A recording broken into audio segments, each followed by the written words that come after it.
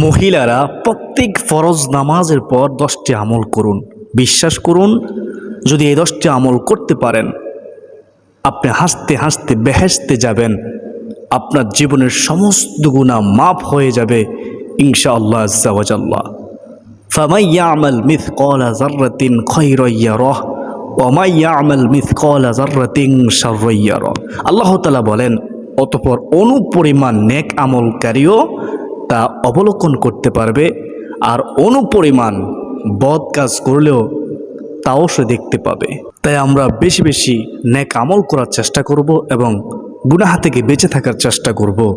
আল্লাহ তাআলা আমাদেরকে তৌফিক দান করুন, আমিন। ওই মহিলা কতই না ভাগ্যবতী যে এই 10টি আমল করবে। যে মহিলা এই আমলগুলো করবে তার কপাল খুলে যাবে, ভাগ্য খুলে যাবে ইনশাআল্লাহ আজ্জা ওয়া জাল্লা। সম্মানিত মা ও বোনেরা, কত সময় কতভাবে নষ্ট করেন, কিন্তু এলেম শিখতে গেলে আপনাদের সময় থাকে না। তাই অনুরোধ করব, আজকের আলোচনাটি মনোযোগ সহকারে শুনবেন। সুপ্রিয় দিনী ভাই বোন, 1 নম্বর যে পুরস্কার আপনি পাবেন সেটা হচ্ছে আপনার জীবন পরিবর্তন হবে। 2 নম্বরে জীবনের সমস্ত গুনাহ মাফ হবে। 3 নম্বরে জান্নাত ওয়াজিব হবে। 4 নম্বরে গায়বী সাহায্য পাবেন। 5 নম্বরে আল্লাহ রাব্বুল আলামিন আপনার দোয়া কবুল করবেন। 6 নম্বরে আপনার আশা পূরণ হবে এবং রিজিকে বরকত হবে। দুশ্চিন্তা, হতাশা, পেরেশানি, দুঃখ, কষ্ট, সকল সমস্যার সমাধান হবে। দূর করে দিবেন যে তিনি কে? আল্লাহ। আল্লাহ তাআলা আপনার সমস্ত সওয়াব পূরণ করবেন। সুপ্রিয় দর্শক, যদি না জেনে থাকেন কোন 10টি আমল করবেন, তাহলে আজকের এই গুরুত্বপূর্ণ আলোচনাটি আপনার জন্য। আজকের আলোচনাটি মনোযোগ সহকারে দেখতে থাকুন।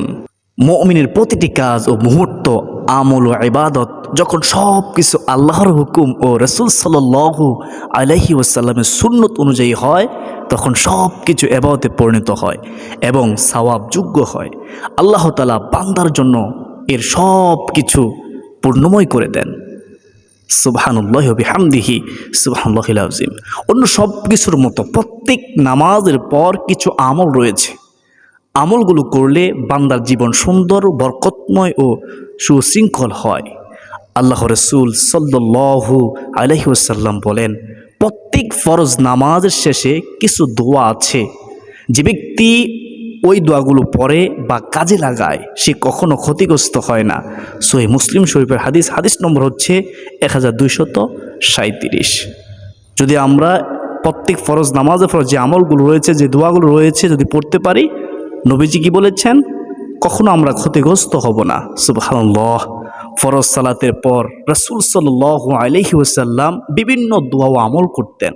সাহাবায়ে কেরামকেও তা করতে উৎসাহিত করতেন, ক্ষেত্র বিশেষ নির্দেশও করতেন। বিশুদ্ধভাবে বর্ণিত এমন 10টি আমলের কথা বলতেছি। 1 নম্বর হচ্ছে প্রত্যেক ফরজ নামাজে সালাম ফিরানোর পরে কিছুটা সশব্দে একবার আল্লাহু আকবার বলা।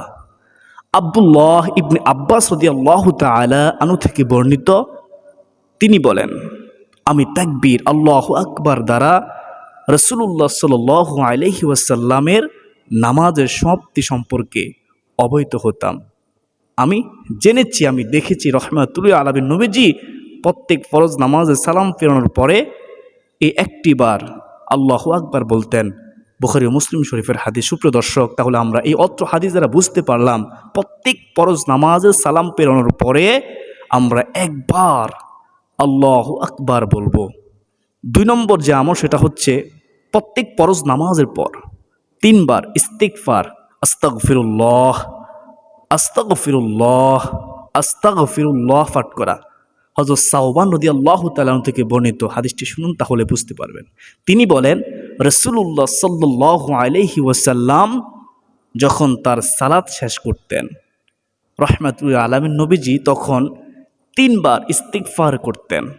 আস্তাগফিরুল্লাহ আস্তাগফিরুল্লাহ আস্তাগফিরুল্লাহ। মুসলিম শরীফের হাদিস, হাদিস নম্বর হচ্ছে 1362 নম্বর হাদিস। সুপ্রিয় দর্শক, তাহলে আমরা এই অত্র হাদিস দ্বারা বুঝতে পারলাম প্রত্যেক ফরজ নামাজের সালাম ফিরিয়ে 2 নম্বরে আমরা যে আমল করব সেটা হচ্ছে আস্তাগফিরুল্লাহ আস্তাগফিরুল্লাহ 3 বার বলবো। এখন আমরা জানবো 3 নম্বর আমল। প্রত্যেক ফরজ নামাজের পর একবার বলা আল্লাহুম্মা আনতাস সালাম ওয়া মিনকাস সালাম তাবারাকতা ইয়া জাল জালালি ওয়াল ইকরাম। যা অর্থ কত সুন্দর, শুনলেই বুঝতে পারবেন। হে আল্লাহ, তুমি শান্তিদাতা এবং তোমার পক্ষ থেকেই শান্তি আসে, তুমি বরকতময়, হে মহৎ ও সম্মানের অধিকারী।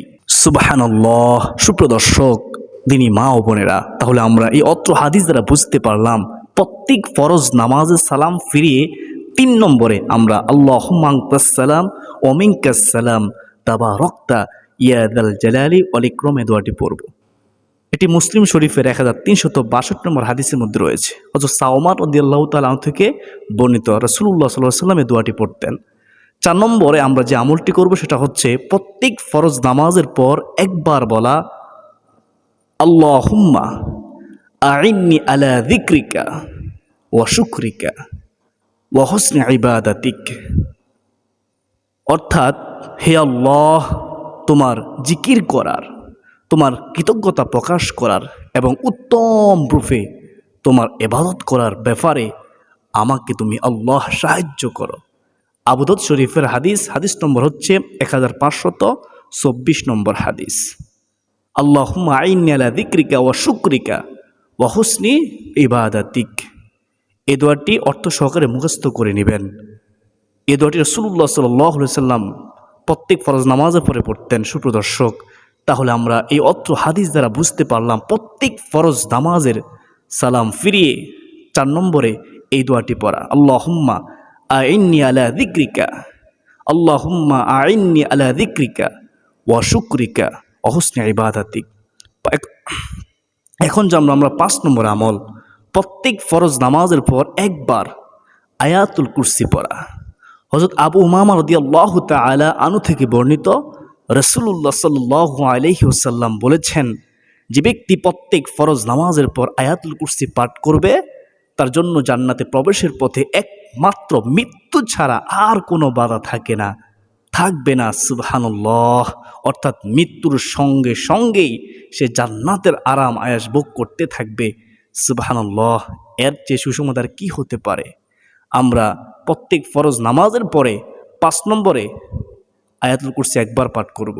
সুপ্রদর্শক, তাহলে আমরা এই অত্র হাদিস দ্বারা বুঝতে পারলাম, জানতে পারলাম প্রত্যেক ফরজ নামাজের সালাম ফিরিয়ে 5 নম্বরে আমরা আয়াতুল কুরসি একবার পাঠ করব। আমরা যারা আয়াতুল কুরসি পারি না শিখে নেব ইনশাআল্লাহ। এখন জানবো 6 নম্বর আমল। প্রত্যেক ফরজ নামাজের পরে একবার বলা লা ইলাহা ইল্লাল্লাহু ওয়াহদাহু লা শারীকা লাহু লাহুল মুলকু ওয়া লাহুল হামদু ওয়া হুয়া আলা কুল্লি শাইইন কাদির। আমরা অর্থ জানি না, অর্থটি বলতেছি, খেয়াল করুন। আল্লাহ তাআলা ছাড়া ভিন্ন কোনো মাবুদ নেই, তিনি একক, তার কোনো অংশীদার নেই, রাজত্ব তারই এবং প্রশংসাও তারই প্রাপ্য। তিনি সব কিছুর উপর ক্ষমতাবান, সর্বশক্তিমান আল্লাহ। তাহলে আমরা এই দোয়াটি শিখব অর্থ সহকারে। তাহলে আমরা এই দোয়াটি যখন আমল করব আমরা অন্তরে তৃপ্তি পাবো ইনশাআল্লাহ। অনেকে অর্থ জানেন না, অনেকে দোয়াটি জানেন, অর্থটি শিখে নেবেন। মুগরে ইবনু শুবা রাদিয়াল্লাহু তাআলা আনহু মুআবিয়া রাদিয়াল্লাহু তাআলা আনহুকে লিখে পাঠান যে রাসূলুল্লাহ সাল্লাল্লাহু আলাইহি ওয়াসাল্লাম সালাত শেষে, প্রত্যেক ফরজ সালাত শেষে সালাম ফিরিয়ে এই দোয়াটি পড়তেন, লা ইলাহা ইল্লাল্লাহু ওয়াহদাহু লা শারীকা লাহু লাহুল মুলকু ওয়া লাহুল হামদু ওয়া হুয়া আলা কুল্লি শাইইন কাদির। সুপ্রদর্শক, তাহলে আমরা অত হাদিসেরা বুঝতে পারলাম প্রত্যেক ফরজ নামাজের পরে এই দোয়াটি পড়া 6 নম্বরে আমরা অবশ্য পড়ার চেষ্টা করব। তাহলে আমরা দুনিয়াতেও কল্যাণ পাবো, আখিরাতেও কল্যাণ পাবো ইনশাআল্লাহ। 7 নম্বর যে আমল সেটা হচ্ছে প্রত্যেক ফরজ নামাজের পর 3 তাসবির আমল করা। রাসূলুল্লাহ সাল্লাল্লাহু আলাইহি ওয়াসাল্লাম বলেছেন, যে ব্যক্তি প্রত্যেক ফরজ নামাজের পর 33 বার সুবহানাল্লাহ, 33 বার আলহামদুলিল্লাহ, 33 বার আল্লাহু আকবার বলবে, তার গুনাহ সমুদ্রের ফেনা পরিমাণ হলেও ক্ষমা করে দেওয়া হবে। মুসলিম শরীফের হাদিস 1380 নম্বর হাদিস। সুবহানাল্লাহি ওয়া বিহামদিহি সুবহানাল্লাহিল আযীম। আমরা শয়তানের দুকায় পড়ব না, আমাদেরকে শয়তান ধোঁকা দিয়ে ওয়াসওয়াসা দিয়ে দুনিয়ার ব্যস্ততা দেখিয়ে আমল থেকে গাফিল করার চেষ্টা করবে। আমরা আমল করব ইনশাআল্লাহ। শুভ দর্শক, তাহলে আমরা এই অত্র হাদিস দ্বারা বুঝতে পারলাম প্রত্যেক ফরজ নামাজে সালাম ফিরিয়ে 33 বার সুবহানাল্লাহ, 33 বার আলহামদুলিল্লাহ, 34 বার আল্লাহু আকবার পড়ব ইনশাআল্লাহ। আমরা অনেকেই তাড়াহুড়ো করি, এই তাসবিহ যখন আমরা পড়ি তাড়াহুড়ো করবেন না, মনোযোগ সহকারে পড়বেন। অনেক গুরুত্বপূর্ণ একটি আমল, জীবনের সমস্ত গুনাহ মাফ হয়ে যাবে। যখন পড়বেন মনে করবেন জীবনের শেষ আমল করতেছেন। এখন আমরা জানবো 8 নম্বর আমল। প্রত্যেক ফরজ নামাজের পর রাসূলুল্লাহ সাল্লাল্লাহু আলাইহি ওয়াসাল্লাম মহান আল্লাহর কাছে আশ্রয় প্রার্থনা করে বলতেন, আল্লাহুম্মা ইন্নী আউযু বিকা মিনাল জুবনি ওয়া আউযু বিকা মিন আন উরাদ্দা ইলা আরজালিল উমুরি ওয়া আউযু বিকা মিন ফিতনাতিদ দুনিয়া ওয়া আউযু বিকা মিন আযাবিল কবর। যার অর্থ হলো, হে আল্লাহ, আমি বিরুদ্ধা অতি বার্ধক্য দুনিয়ার ফিতনা ও কবরের আযাব থেকে আপনার নিকট পানাহ চাই। বুখারী শরীফের হাদিস 2667 নম্বর হাদিস। এই দোয়াটি একটু কঠিন আছে, শিখে নেবেন, অনেক গুরুত্বপূর্ণ একটি দোয়া। রাসূলুল্লাহ সাল্লাল্লাহু আলাইহি সাল্লাম এই দোয়াটি পড়তেন। শুভ দর্শক, তাহলে আমরা এই অত্র হাদিস দ্বারা বুঝতে পারলাম প্রত্যেক ফরজ নামাজে সালাম ফিরি 8 নম্বরে রাসূলুল্লাহ সাল্লাল্লাহু আলাইহি ওয়াসাল্লাম দোয়াটি পড়তেন, আল্লাহুম্মা ইন্নী আউযু বিকা মিনাল জুবনি ওয়া আউযু বিকা মিন আন উরাদ্দা ইলা আরজালিল উমুরি ওয়া আউযু বিকা মিন ফিতনাতিদ দুনিয়া ওয়া আউযু বিকা মিন আযাবিল কবর। শুভ দর্শক, এখন জানবো 9 নম্বর আমল। ফজরের নামাজের পর 100 বার সুবহানাল্লাহ ও 100 বার লা ইলাহা ইল্লাল্লাহ বলা। রাসূলুল্লাহ সাল্লাল্লাহু আলাইহি ওয়াসাল্লাম তিনি বলেন, যে ব্যক্তি ফজর নামাজের পরে 100 বার সুবহানাল্লাহ 100 বার লা ইলাহা ইল্লাল্লাহ পড়বে, তার পেছনের সব গুনাহ মাফ করে দেওয়া হবে, যদিও তার গুনাহ সমুদ্রের ফেনা পরিমাণও হয়। সুবহানাল্লাহ। সম্মানিত দিনী ভাই বোনেরা, আমরা প্রতিদিন ফজর নামাজের পরে আমলটি করার চেষ্টা করব। শুভ দর্শক, তাহলে আমরা এই অত্র হাদিস দ্বারা বুঝতে পারলাম প্রত্যেক ফরজ নামাজে সালাম ফিরিয়ে 9 নম্বরে 100 বার সুবহানাল্লাহ পড়া ও 100 বার লা ইলাহা ইল্লাল্লাহ পড়া।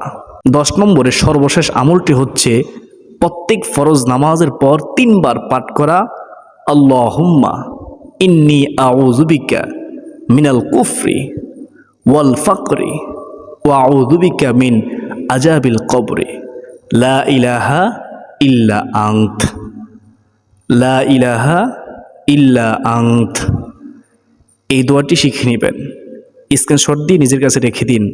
প্রত্যেক ফরজ নামাজে রাসূলুল্লাহ সাল্লাল্লাহু আলাইহি ওয়াসাল্লাম দোয়াটি পড়তেন, যার অর্থ হলো, হে আল্লাহ, আমি তোমার আশ্রয় প্রার্থনা করছি কুফরি ও দারিদ্রতা থেকে, এবং আশ্রয় প্রার্থনা করছি কবরের আযাব থেকে। তুমি ছাড়া ইবাদতের যোগ্য কোনো ইলাহ নেই, উপাস্য নেই। নাসাই শরীফের হাদিস 1347 নম্বর হাদিস। তাহলে আমরা এই অত্র হাদিস দ্বারা বুঝতে পারলাম প্রত্যেক ফরজ নামাজের সালাম ফিরিয়ে 10 নম্বরে আমরা যে আমল করব, একটি বার যেটি রাসূলুল্লাহ সাল্লাল্লাহু আলাইহি ওয়াসাল্লাম করতেন, সেটা হচ্ছে আল্লাহুম্মা ইন্নী আউযু বিকা মিনাল কুফরি ওয়াল ফাকরি ওয়া আউযু বিকা মিন আযাবিল কবরি লা ইলাহা ইল্লা আনত। আশা করি আপনারা বুঝতে পেরেছেন। আমি অনেক কষ্ট করে আপনাদের সম্মুখে 10টি আমল পেশ করেছি। এই আমলগুলো করার চেষ্টা করবেন, এই আমলগুলো করে আমার জন্য দোয়া করবেন, সারা বিশ্বের মুসলমানের জন্য দোয়া করবেন, ফিলিস্তিনি মুসলমানদের জন্য দোয়া করবেন, যারা কবরে আছে তাদের জন্য দোয়া করবেন, এবং কি নিজের যা হাজত আছে সব হাজত আল্লাহ তাআলার কাছে বলবেন। কারণ আল্লাহ তাআলা ছাড়া কেউ আপনার হাজত পূরণ করতে পারবে না, আপনার অভাব দূর করতে পারবে না, আপনার কষ্ট দুঃখ পেরেশানি দূর করতে পারবে না। একমাত্র আল্লাহ তাআলাই আপনার সমস্ত দুঃখ কষ্ট পেরেশানি দূর করতে পারে। তাই আল্লাহকে খুশি করার জন্য বেশি বেশি নেক আমল করুন, দোয়া করুন, তাকদীর পরিবর্তন হয়ে যাবে। আত-তাকদীরু লা ইয়ারুদ্দু ইল্লা বিদ-দুআ। নবীজি বলেছেন তাকদীর পরিবর্তন হয় শুধুমাত্র দোয়ার মাধ্যমে। আল্লাহ তাআলা আমাদের সবাইকে প্রত্যেক ফরজ নামাজের পরে কমপক্ষে এই 10টি আমল করার তৌফিক দান করুন। সকলে আল্লাহুম্মা আমিন। আরও অনেক আমল আছে, আপনি চাইলে করতে পারেন। তো কমপক্ষে 10টি আমল করে যদি দিতে পারেন, যতদিন পাচ্ছেন, ইনশাআল্লাহ মৃত্যুর পর আপনি হাসতে হাসতে জান্নাতে চলে যাবেন। আল্লাহ তাআলা আমাদের সবাইকে বুঝার মানার আমল করার তৌফিক দান করুন। আল্লাহুম্মা আমিন। আজ পর্যন্ত সকলের সুস্বাস্থ্য কামনা করে বিদায় নিচ্ছি। ওয়া মা আলাইনা ইল্লাল বালাগ। আসসালামু আলাইকুম ওয়া রাহমাতুল্লাহি ওয়া বারাকাতুহু।